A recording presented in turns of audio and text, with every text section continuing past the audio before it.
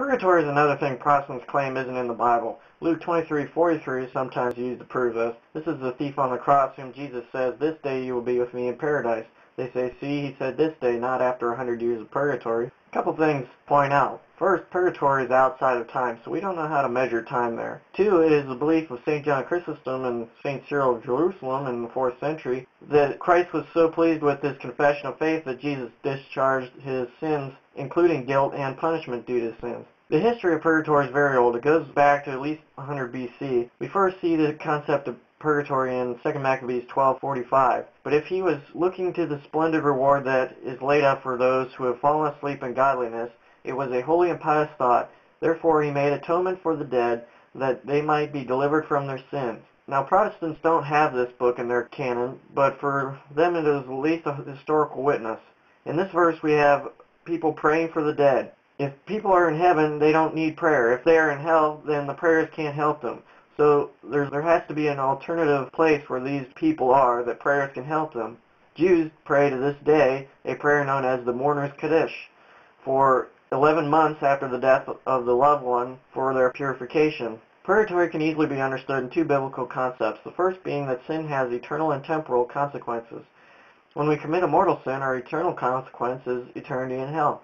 If that sin is confessed and repented of, then it is forgiven, but then you still have the temporal consequences, as we see in the case of David in 2 Samuel 12:13 and 14, which says, David said to Nathan, "I have sinned against the Lord." And Nathan said to David, "The Lord has taken away your sin. You shall not die.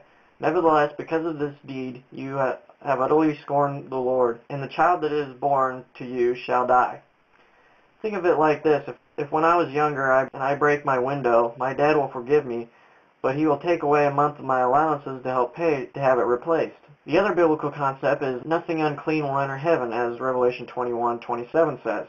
Read that in Hebrews 12:14. Strive for peace with all men and for the holiness without which no one will see the Lord. So to have soul completely free of sin, the attachment to venial sin and temporal punishment due to sin at the time of your death is hard but not impossible to do. Steve Ray, a Catholic convert and apologist, says that purgatory is like the front porch of heaven. Before you can enter, you must take off your muddy boots and dirty clothes. Paul describes purgatory most clearly in 1 Corinthians 3:12-15, which says, "Now if anyone builds on the foundation of gold, silver, precious stones, wood, hay, or straw, each man's work will become manifest, for the day will disclose it, because it will be revealed with fire, and the fire will test what sort of work each has done. If the work which any man has built on the foundation survives, will receive a reward. If any man's work is burned up, he will suffer loss, though he himself will be saved, but only as through fire." Now Paul explains that our works are manifest in two ways. Our good works are presented as good, silver, and precious stones, which get purified in the fire. Our sin is presented as wood, hay, and stubble, which gets burned off. He says that he will suffer loss, but still be saved. Paul can't be talking about heaven because there isn't suffering in heaven, and he can't be talking about hell because people don't get saved in hell. One more verse from Purgatory, Hebrews 12:23 says, "In the general assembly and the church of the firstborn who are enrolled in heaven, and to God, the judge of all, and to the spirits of the righteous made perfect." Here he says the spirits are made perfect, so that would mean that there would be some process in which a soul goes through to be from imperfect to perfect. St. Augustine in his work City of God, Book 21, Chapter 13, written in 419 AD, says, "Temporal punishments are suffered by some in this life only, but some after death. By some both here and hereafter, but all of them before the last and the strictest judgment. But not all who suffer temporal punishments after death will come to eternal punishments, which are to follow after the judgment."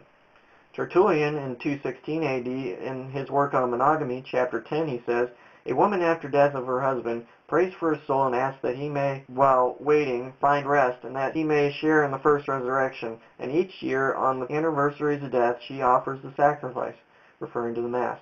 Indulgences is an act of charity or penance done that reduces the temporal punishment due to sin. I just talked about temporal versus eternal punishments.